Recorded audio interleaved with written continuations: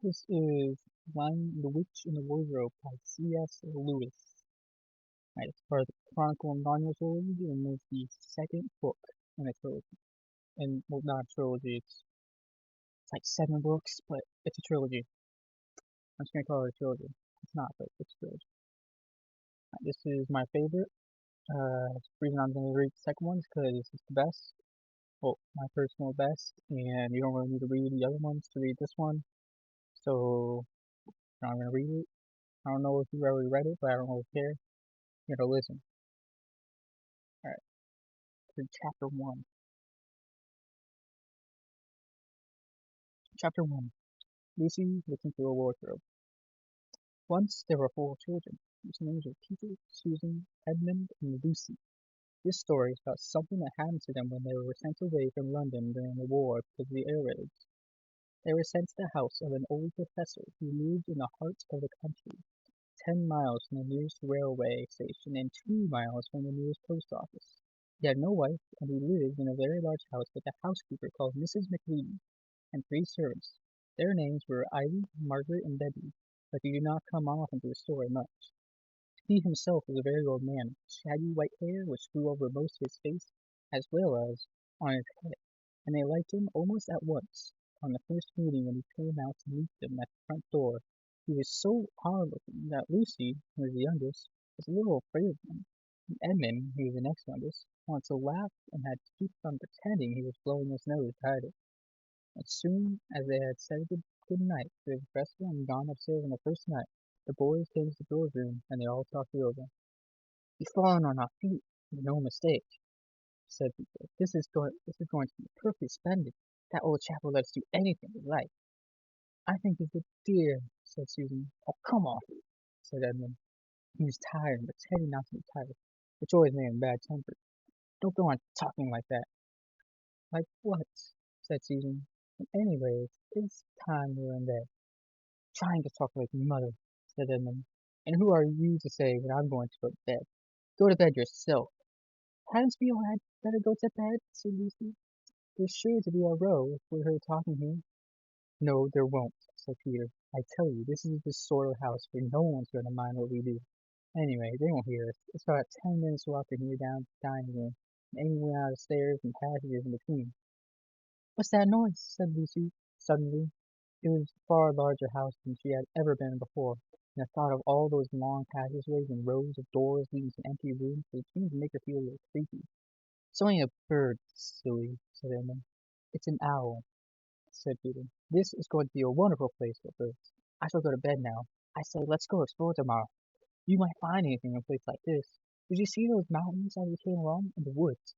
There might be eagles. There might be stags. There'll be hawks. Badgers," said Lucy. "Foxes," said Edmund. "Rabbits," said Susan. When the next morning came, there was steady rain falling, so thick that when you looked out to the window you could see neither the mountains nor the woods, nor even the stream in the garden. "Of course it would be raining," said Edmund. They had just finished their breakfast with the professor and were upstairs in a room that's set apart for them. A long, low room with 2 windows looking out in one direction and 2 in another. "Do stop grumbling, Ed," said Susan. "10 to 1 it will clear up in about an hour or so, and in the meantime we're pretty well off. There's a wireless and lots of books." "Not for me," said Peter. "I'm going to explore the house." Everyone agreed to this, and was now the venture begins. How and that was how the adventures began.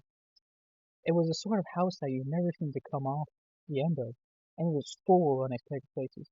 First few doors they led only in spare rooms, as everyone had expected they would.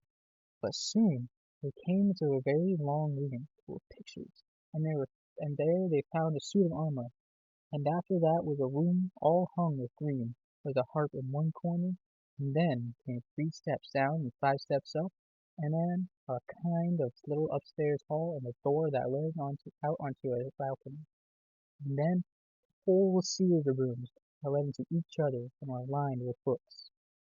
Most of them were very old books, and some bigger than a Bible in a church.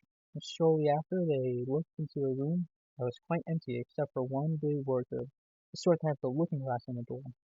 There was nothing else in the room at all except the dead blue bottle on the windowsill. Nothing here, said Peter, and they all freaked out again, all except Lucy.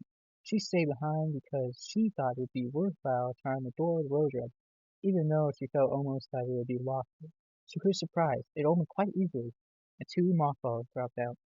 Got a nice picture of the wardrobe right here. That's the door. Looking to the inside, she saw several coats hanging up, mostly long fur coats. There was nothing Lucy liked as much as the smell of feel of fur.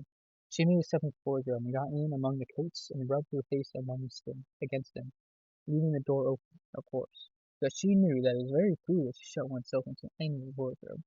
Soon she went further in and found that there was a second row of coats hanging up behind the first one. It was almost quite dark in there, and she kept her arms stretched out in front of her so as to not bump her face in the back of the wardrobe. She took a step further in, then 2 or 3 steps, always expecting to feel woodwork against the tips of her fingers, but she could not feel it. This must be a simply enormous wardrobe, thought Lucy, going still further in, pushing the soft folds of coats aside to make room for her. Then she noticed there was something crunching under her feet. I wonder, is that more marbles? She thought, stooping down to feel it with her hand. But instead of feeling the hard, smooth wood of the floor of the wardrobe, she felt something soft and powdery and extremely cold. This is very queer, she said, and went on a step or two further. Next moment she found that she was rubbing against her face and hands. It's no longer soft fur, something hard and rough and even prickly. Why, it's just like branches of a tree, exclaimed Lucy. Then she saw that there was a light ahead at her. Not a few inches away where the back of the wardrobe must have been, and a long way off. Something cold and soft was falling on her. A moment later she found that she was standing in the middle of a wood at night time with snow under her feet and snowflakes falling through the air. Lucy felt a little frightened, but she felt very inquisitive and excited as well. She looked back over her shoulder and then, between the dark tree trunks, she could still see the open doorway of the wardrobe and even catch a glimpse of the empty room from whence she had set out. She had, of course, left the door open, for she knew that it was a very silly thing to shut oneself into a wardrobe. It seemed to be a still daylight up there. I can always get back if anything goes wrong, thought Lucy. She began to walk forward. Crunch, crunch over the snow, and through the wood toward the other light. In about 10 minutes she reached it, found it was a lamp post. As she stood looking at it, wondering why there was a lamp post in the middle of the wood, wondering what to do next, she heard a pitter-patter of feet coming towards her. And soon after that, a very strange person stepped out from amongst the trees into the light of the lamp post. With the first chapter, The Lion and the Witch and the Wardrobe by C.S. Lewis. If you have a personal favorite, hope you enjoyed it. Good night.